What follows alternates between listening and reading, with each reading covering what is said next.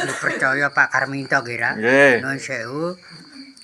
Sepuh hanem sing dipun aturi Pak Karminto wonten mriki niki badhe neseni kajate awit Pak Karminto lajeng mun ningkepi bojone niki nggih. Ningkepi bojone awit ngandhut sepindah sawulan, 2 wulan, 3 wulan sikonang jabang bayi mandheg dumugenipun sekawan wulan gangsal wulan 6-7 sikonang jabang bayi mertapa wonten guwa garbane tiyang sepuhe.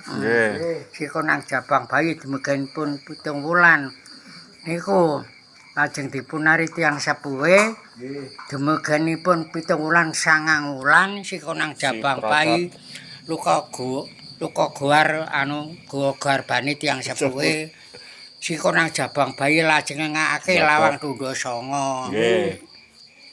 Meneng kok sih. Lho, kondangan nyawuri nggih no. Ora cerekal to. Sing tak atiri srekalane. Mboten nggih pun lajengaken. Nah, sikonang jabang bayi demengenipun 9 wulan niku badhe luka guwa garbane tiyang sepuhe lajeng ngangake lawang tundha sanga. Mboten nawa sanga. Nggih, tundha sanga nggih. Lawang tundha sanga. Nggih, Mas kula hawa sanga nggih. Sikonang jabang bayi badhe sumerep padang awa. Nggih. Si jabang bayi medal enjing utawi sonten sikonang jabang bayi niki lajeng nyuwun niku nek cara dhisik ya di cawisi papa saru ya ra saiki ra siap terus. Nah, dumugenipun 9 wulan jabang bayi niku dipun tambahi nami. Nggih.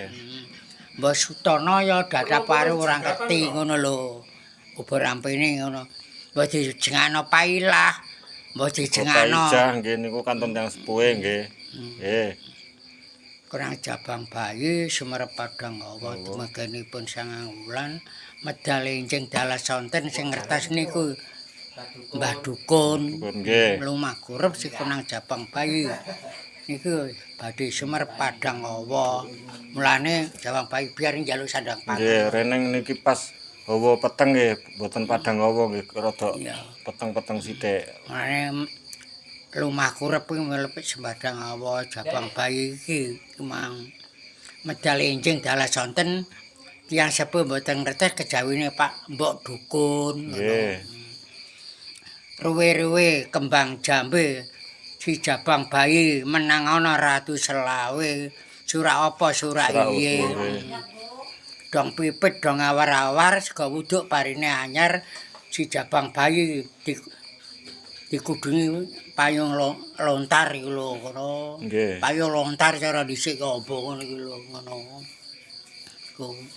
Mulane darane rewe-rewe kembang jawi si jabang bayi menang ana ratu selawe surak apa surak uye ngono. Terus dungane. Nah iku diracuk ya ra. Kae dikekno sego secuek karo ndok karo prena 7 iku burohane. Sikonang jabang bayi aja mbok ganggu. Kenana lah dendaning pomo. Sira semendi sira semengira. Joko Lolo sing manggon dalan pertelon aja ganggu kemang sikonang jabang bayi. Buruhane ki ndok ngono ki lho ya dalan pertelon. Nggih. Ya ra. Nggih. Pertelon ta prapatan? Prapatan ya kena. Oh. Nggih. Iku padha iku ya ana penulane. Mulane bocah dipangan kremi cacing iku lho, cacing Trenggalung sing tunggu umur racek mandhek, ngono, racek mandhek. Cacing Trenggalung sing tunggu umur ngono. Nggih. Lah contone ngene, bayi pomo kok ora geleman kulup ya, ora geleman sego. Contone sing dhisik iki ngene, engko lelet yang wis dundang anu aling dandang kok bocah kira engko ora cidrane ndok kene. Samar kok ya. Ya. Iku tengarane mbok ceret anges dandang iya. Kalau ruwae bojone kekeren to. Karto kemijang. Ae diceritokke.